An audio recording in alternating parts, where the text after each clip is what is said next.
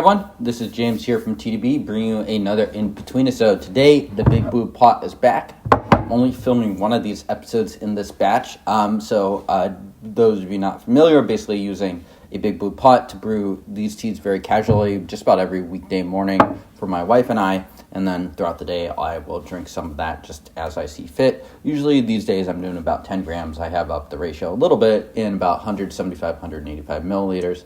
And just brewing it pretty casually. If I want it to be a little stronger, just steep it a little stronger or add in a little leaf. Want it to be weaker, I will add a little less leaf, that sort of thing. So I've been drinking this tea already for a few different steeps, and this is an interesting one. This is the 2017 Rooster King Ripe Pu'erh from Yunnan Sourcing. It's a tea that Denny and I reviewed 5 or 6 years ago at this point. And it's a tea I did not know I owned, and sometimes I will go in and I'll pull out some tea to drink through. Since maybe about a month ago I pulled this out. Since then, I basically drank through the whole ripe cake. It's just a 250 gram one, and it's definitely one that I acquired years ago. Generally speaking, I try to buy Scots tea when they are fresh or like about a year old. That because he will just kind of regularly, and this is through no ill means or nefarious methods of his own, just raise the price by 10 to 15% each year, and that's going to add up over time. So this tea, for instance, costs $100.25 now. I guarantee you this tea did not cost $100 in 2017 or 2018. But this is, I think this tea stands out quite a bit. It's a blend of a bunch of different regions. I read Scott's description beforehand. They're basically scattered throughout Yunnan. It's Munghai, Yongda, so basically kind of all from the 3 major prefectures there.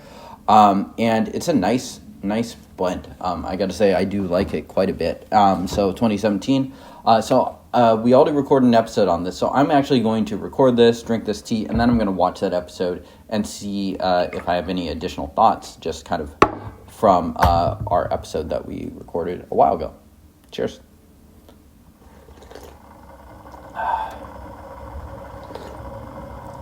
It's smooth, it's soft, it's got a really nice texture to this. Yesterday, coincidentally, I actually had 2 ripes going on. One of them was a very kind of standard Shagwan ripe that I was brewing with a friend. And it's a very ordinary tea, pretty decent overall, just kind of a good workhorse, good work tea as well, one to brew. And one thing I did notice, that tea compared to this one is a lot more kind of single-faceted. Its body might actually be even a little bigger. Profile-wise, they're fairly similar, but I think if you were to side-by-side them, which I was basically doing at the time, there's a lot more subtlety, a lot more texture, a lot more nuance and aftertaste coming out of this one. This one has a nice kind of vanilla creaming thing going on now. I would say this tea is also a fair bit richer than that tea. So you can see just sort of stacking brews on top of each other here.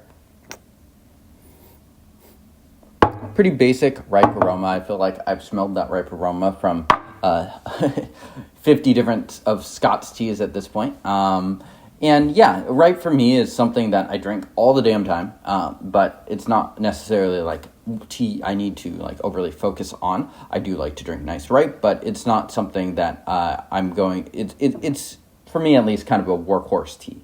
So it's something that just having something that's good enough is good. And I think this is more than good enough.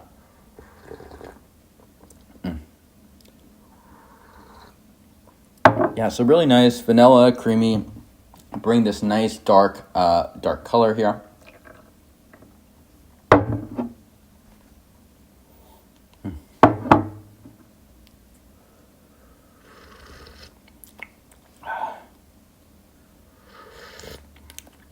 And yeah, I'm not going to say this tea is like super subtle or anything like that. I think its merits are pretty clear if you are to drink the tea.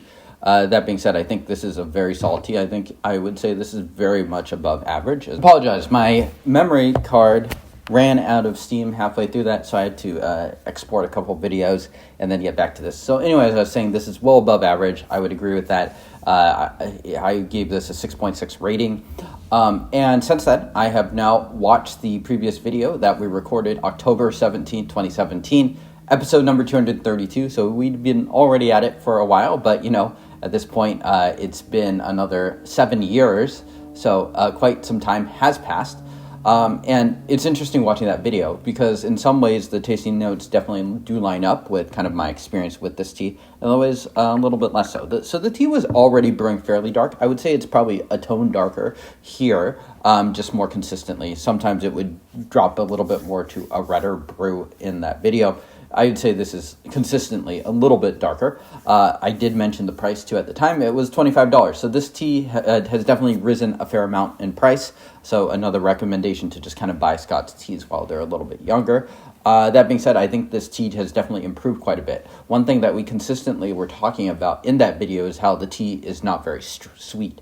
I think that lack of sweetness has really allowed the tea to develop and become richer and stronger. There's almost like this syrupy texture that's coming out of this, whereas like in the video, Denny even described it as a little bit drier as far as a ripe goes, and I would not say that's the case here. Again, I haven't even humidified this tea. I haven't done anything particularly special with this, but I think it has developed in really nice ways. There's a little bit more finesse here. And so that sort of pungent strength that is described in 2017, I would no longer call this tea particularly pungent, although it is rich. And I think that pungentness has really kind of developed into some very, very nice things for this tea.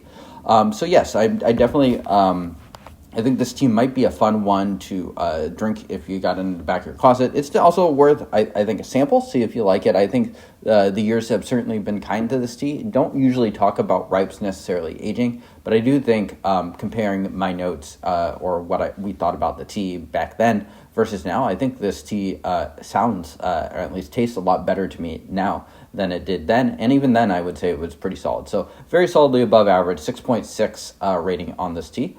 Thank you, everyone, for tuning in. I'll see you all next time.